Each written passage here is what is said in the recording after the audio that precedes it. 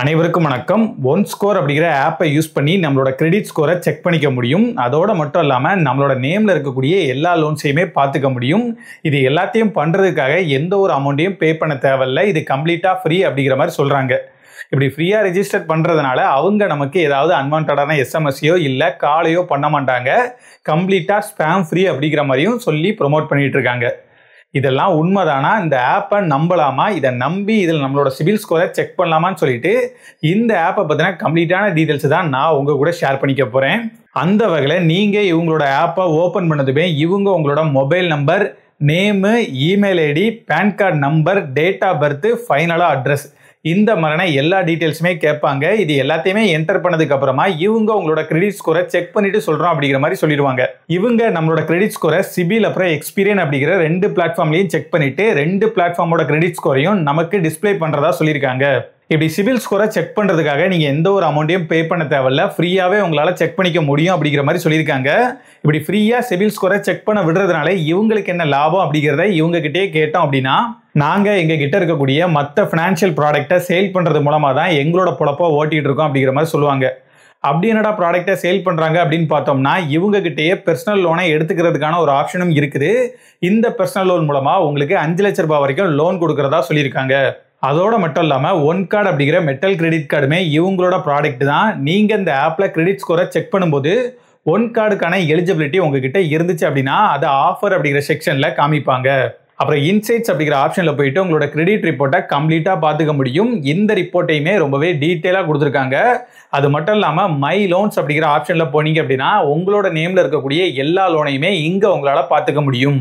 Suppose உங்களோட credit score ரொம்பவே கம்மியாக இருக்குது, அப்படி இல்லைனா நீங்கள் இது வரைக்கும் லோனே எடுக்காத ஒரு ஆளாக இருந்து கிரெடிட் ஸ்கோரையே பில் பண்ணாமல் வச்சுருந்தீங்க அப்படின்னா கிரெடிட் ஸ்கோரை எப்படி பில் பண்ணுறது, அதை எப்படி இன்க்ரீஸ் பண்ணுறது அப்படிங்கிறதுக்கு ஆல்ரெடி குட் ஸ்கோர் அப்படிங்கிற ஆப்போட ரிவ்யூ அப்போவுமே நான் நிறைய டிப்ஸ்லாம் சொல்லியிருந்தேன். அது எல்லாத்தையுமே நான் இந்த வீடியோவில் அட்டாச் பண்ணுறேன். ஒருவேளை நீங்கள் பார்க்கல அப்படின்னா பார்த்துக்கோங்க, பார்த்தவங்க இதை ஸ்கிப் பண்ணிக்கோங்க. நீங்கள் இது வரைக்கும் லோனே எடுக்காத ஒரு பர்சனாக இருக்கீங்க, உங்களோட கிரெடிட் ஸ்கோரை இப்போ தான் பில் பண்ண போகிறீங்க அப்படின்னா உங்களுக்கான first option secured credit card. அதாவது நீங்கள் ஒரு குறிப்பிட்ட அமௌண்ட்டை ஃபிக்ஸட் டெபாசிட்டாக பே பண்ணி அது மூலமாக ஒரு கிரெடிட் கார்டாக வாங்குறது தான் இந்த செக்யூர்டு கிரெடிட் கார்டு. இப்படி நீங்கள் வாங்கக்கூடிய செக்யூர்டு கிரெடிட் கார்டை யூஸ் பண்ணி நீங்கள் டிரான்சாக்ஷன் பண்ணும்போது அந்த டிரான்சாக்ஷனான பில் அமௌண்ட்டை கரெக்டான டைமில் நீங்கள் பே பண்ணீங்க அப்படின்னா உங்களோட சிபில் ஸ்கோர் இன்க்ரீஸ் ஆகும். Second option consumer durable loans. அதாவது ஹோம் லோன், பர்சனல் லோன், இந்த மாதிரியான லோன்ஸ்லாம் நீங்கள் வாங்கணும் அப்படின்னு நினச்சிங்கன்னா உங்களோட சிபில் ஸ்கோரை நிறையவே செக் பண்ணுவாங்க. ஆனால் அதே சமயம் நீங்கள் வாங்கக்கூடிய எலக்ட்ரானிக்ஸ், ஹோம் அப்ளையன்சஸ், இந்த மாதிரி உங்களோட அன்றாட வாழ்வில் பயன்படக்கூடிய பொருட்களை நீங்கள் இஎம்ஐயில் வாங்கும்போது அங்கே உங்களோட சிபில் ஸ்கோரை ரொம்பவே செக்லாம் பண்ண மாட்டாங்க.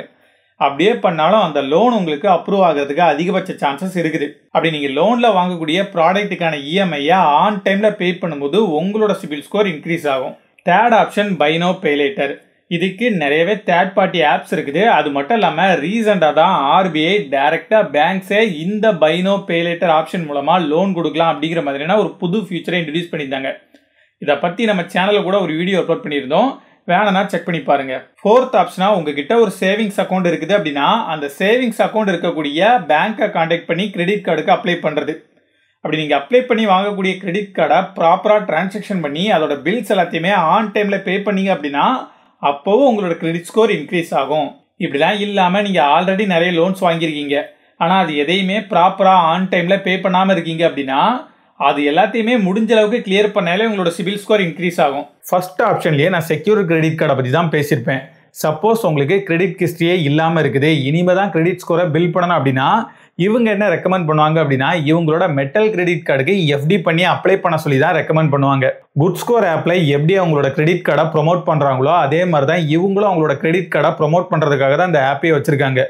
குட் ஸ்கோர் ஆப்பில் நீங்கள் லாகின் பண்ண உடனே உங்ககிட்ட காசு கேட்பாங்க. ஆனால் இவங்க அந்த மாதிரி காசுலாம் கேட்கறது இல்லை. உங்களால் இவங்க கிட்ட கிரெடிட் ஸ்கோரை ஃப்ரீயாகவே செக் பண்ணிக்க முடியும். அப்படி நீங்கள் செக் பண்ணிக்கும் போது நீங்கள் கொடுக்கக்கூடிய டீட்டெயில்ஸ் எல்லாத்தையுமே எந்த ஒரு தேர்ட் பார்ட்டி கிட்டையும் ஷேர் பண்ண மாட்டோம் அப்படிங்கிற மாதிரியும் சொல்லியிருக்காங்க. தேர்ட் பார்ட்டி கிட்ட வேணால் ஷேர் பண்ணாமல் இருக்கலாமே தவிர இவங்களோட ப்ராடக்டை நம்மக்கிட்ட சேல் பண்ணுறதுக்காக அந்த டேட்டாவை கண்டிப்பாக ப்ரொமோட் பண்ணுறதுக்கு யூஸ் பண்ணுவாங்க. அது மட்டும் இல்லாமல் நான் இந்த ஆப்பை யூஸ் பண்ணி செக் பண்ணி பார்த்த வரைக்குமே எனக்கு எந்த விதமான தேர்ட் பார்ட்டி லோன் ஆப்ஸ்ட இருந்தோ கிரெடிட் கார்ட்ஸ்ட இருந்தோ எந்த ஒரு ஸ்பேம் காலோ எஸ்எம்எஸோ வரல. ஆனால் ஒரு சில பேருக்கு ஸ்பேம் கால்ஸ் வந்ததாகவும் இவங்களோட எம்ப்ளாயிஸே கால் பண்ணி மெட்டல் கார்டை வாங்க சொல்லி அடிக்கடி தொல்லை பண்ணுறதாகவும் ரிவ்யூஸில் மென்ஷன் பண்ணியிருக்காங்க.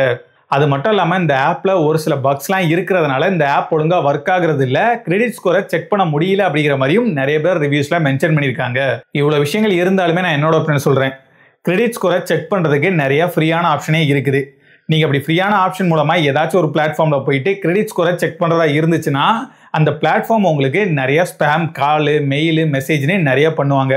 ஆனால் இங்கே அந்த மாதிரியான பிரச்சனை எதுவுமே இல்லை. அது மட்டும் இல்லாமல் இவங்களும் நிறைய விதமான டீட்டெயில்ஸ் எல்லாத்தையுமே நம்மக்கிட்ட கேட்க தான் செய்கிறாங்க, அதை ஸ்டோரும் பண்ணி வச்சுக்கிறாங்க.